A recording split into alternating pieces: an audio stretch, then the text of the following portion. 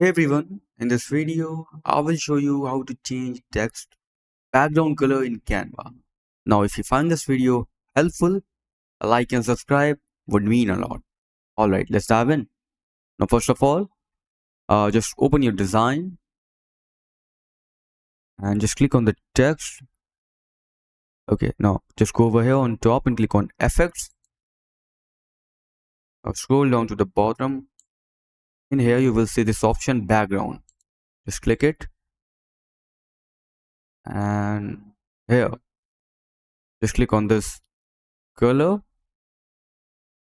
Now you can change the color you want,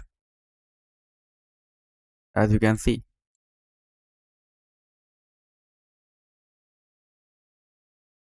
That's it for the video. That's how you can change text background color in Canva. Thanks for watching.